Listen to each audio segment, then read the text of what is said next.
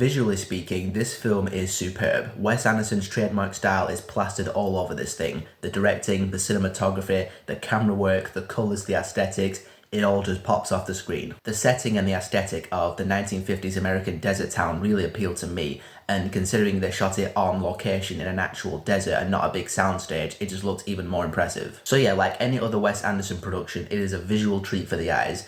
But there wasn't really much to engage with in this one, characters and narratively speaking. They do a framework narrative in this one, where the events of Asteroid City is actually a play that's written by Edward Norton's character, directed by Adrian Brody's character, and explored in this kind of black and white television special hosted by Bryan Cranston. So it's always cutting between this television special in black and white to the event of the play being Asteroid City with Scarlett Johansson, Tom Hanks, Jason Schwartzman, all the stuff that happens in the desert. And I don't know what kind of subtext Wes Anderson was aiming for with this framework narrative, but whatever it was, it just didn't really, the pieces just didn't really come together very well. In the events of the play Asteroid City, there are characters kind of, coming to terms with things and expressing bits of grief and loneliness, and outside of the play, behind the scenes, there are other characters expressing other bits, and you can maybe see one or two moments with directors and writers kind of putting their stamp into Asteroid City in the play. So there's ideas there.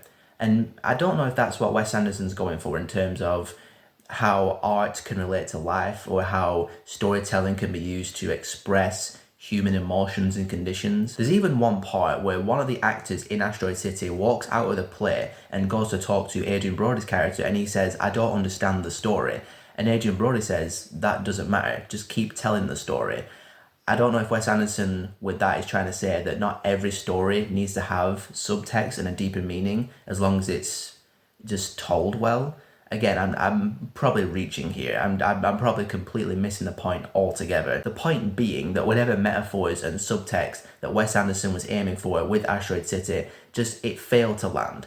And I was just sat there for the majority of this film, just kind of scratching my head, asking myself, what is this film about? And since those underlying messages and themes failed to hit their marks, we're just kind of left with a dry and uneventful experience. When you're actually looking at the events in Asteroid City, not much happens. I mean, they're doing the stargazing convention, they're doing little bits of activities, then the alien comes down, quarantine happens, and then they spend the rest of the film just kind of waiting around for something else to happen. And you're sitting in the cinema seat also waiting for something to happen. I think if you're a storyteller, you might connect to this film and understand entirely what Wes Anderson's trying to say, but everyone else is just going to be kind of left out in the cold. And with this film being underwhelming, it officially cements Wes Anderson as a hit and miss director for me.